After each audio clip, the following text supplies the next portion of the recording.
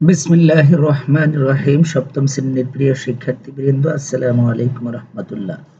আজকের ভিডিওটা তৈরি করছি তোমাদের জন্য প্রিয় শিক্ষার্থীরা। এখন যারা চ্যানেলটি সাবস্ক্রাইব করনি, চ্যানেলটি সাবস্ক্রাইব করে চ্যানেলের সঙ্গে যুক্ত থাকো। প্রিয় শিক্ষার্থীরা, আজকে তোমাদের ইসলামিক শিক্ষা পাঠ্যপুস্তকের তৃতীয় অধ্যায়ের দুটি মডেল কোশ্চেন বহু নির্বাচনী আকারে নিয়ে এসেছি আমি, মোহাম্মদ মিজানুর রহমান। প্রিয় শিক্ষার্থীরা, চলো প্রথম মডেল কোশ্চেনের 1 নম্বর প্রশ্ন। আল্লাহর নিকট আল্লাহর একটি বিশেষ নিয়ামত কোনটি? কোরআন। আল কোরআন নাজিল হতে কত বছর সময় লেগেছে? 23 বছর। সর্বকালের সকল মানুষের জন্য হেদায়েতের উৎস স্বরূপ কোনটি? আল কোরআন। আল কোরআন কোথায় লিপিবদ্ধ আছে? লাউহে মাহফুজে। 5 নম্বর প্রশ্ন, একসাথে গোটা কোরআন নাজিল হয় কোথায়? বাইতুল ইজ্জায়। রাসূলুল্লাহ সাল্লাল্লাহু আলাইহি ওয়াসাল্লামের সমস্ত বাণী ও কর্মকে কি বলে? হাদিস। হাদিস কিসের ব্যাখ্যা স্বরূপ? আল কোরআনের ব্যাখ্যা স্বরূপ। সকল জ্ঞান বিজ্ঞানের উৎস কোনটি? ওহী অথবা কোরআন অথবা আসমানি কিতাব। প্রশ্ন 9, সর্বপ্রথম আল কোরআনের সূরা আল আলাকের প্রথম 5 আয়াত কোথায় নাজিল হয়? হেরা গুহায়। আল কোরআন সংরক্ষণ হয় মহান আল্লাহর দায়িত্বে। সাহাবীগণের বা সাহাবীদের হিফজ করার মাধ্যমে। কাতিবে ওহীগণের লেখনের মাধ্যমে। তিনটাই উত্তর। সিফাত কোরআন মুখস্থ করেছে, এজন্য তাকে বলা হয় হাফিজ। কাতিবে ওহী, ওহী লেখক, তাদের সংখ্যা 42 জন। তাদের প্রধান যায়েদ ইবনে সাবিত। তিনটাই সঠিক উত্তর। ইসলামের প্রথম খলিফা কে ছিলেন? হযরত আবু বকর সিদ্দিক রাদিয়াল্লাহু তাআলা। 14, কোরআনের প্রকৃত সংরক্ষক কে? আল্লাহ। সর্বপ্রথম কোরআন সংকলনের উদ্যোগ নেন কে? হযরত আবু বকর রাদিয়াল্লাহু তাআলা আনহু। জামিউল কোরআন বলা হয় কাকে? হযরত উসমান রাদিয়াল্লাহু তাআলা আনহুকে। ইসলামের তৃতীয় খলিফা কে ছিলেন? হযরত উসমান রাদিয়াল্লাহু তাআলা আনহু। 19,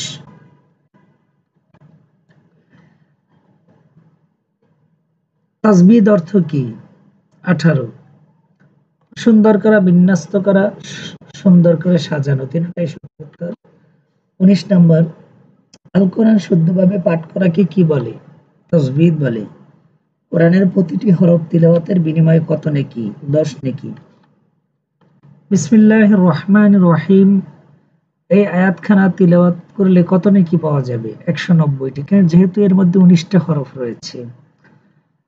মাদ শব্দের অর্থ কি? দীর্ঘ করা। মাদের হরফ কয়টি? 3টি। মাদ প্রধানত 2 প্রকার। 25 নম্বরে, ওয়াকফ শব্দের অর্থ কি? বিরতি দেওয়া। ওয়াকফের ক্ষেত্রে মিমের চিহ্নটিকে বলা হয় ওয়াকফে লাজিম। ওয়াকফের ক্ষেত্রে জিরো থাকলে এটাকে বলা হয় ওয়াকফে তাম। দেখে দেখে কোরআন তেলাওয়াতকে কি বলে? নাজিরা তেলাওয়াত। উদ্দীপক রয়েছে, আরিফিনকে তার বাবা বলল, কোরআনে এমন একটি সূরা আছে যা তিলাওয়াত করলে 1000 আয়াত তিলাওয়াতের সমান সওয়াব পাওয়া যায়। আরিফিনের বাবা কোন সূরার কথা বলেছেন? সূরা আত-তাকাসুর।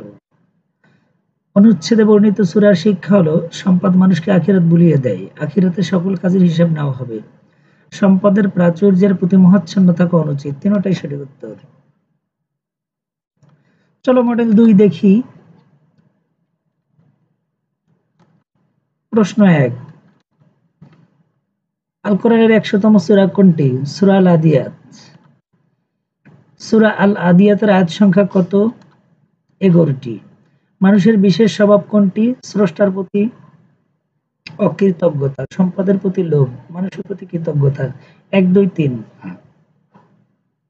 1, 2 উত্তর। প্রশ্ন নাম্বার 4, আল কোরআনের 101তম সূরা কোনটি? সূরা আল কারিয়া। সূরা আল কারিয়ার আয়াত সংখ্যা 11। আল কারিয়া শব্দের অর্থ কি? মহাপ্রলয়।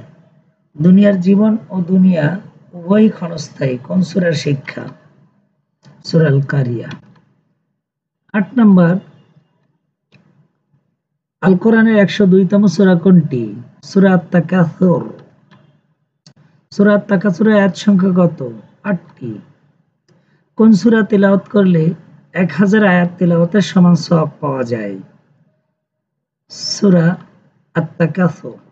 আর নাঈম শব্দের অর্থ নিয়ামত বা উপহার, উপঢৌকন। তোমরা কোরআন পাঠ করো, কেননা কোরআন পাঠকের জন্য সুপারিশ করবে। হাদিসের উদ্দেশ্য কোরআন পাঠের গুরুত্ব বর্ণনা করা। মানুষকে আখিরাত ভুলিয়ে দেয় কোনটি? সম্পদের প্রাচুর্যের লোভ।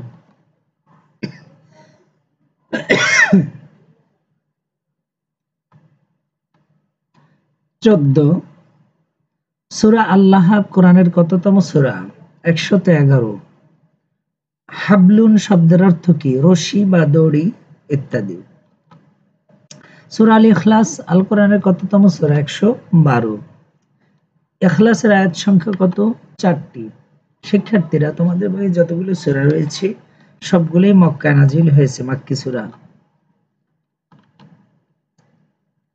কোন সূরাটি কোরআনের ১/৩ সমান? সূরা আল ইখলাস।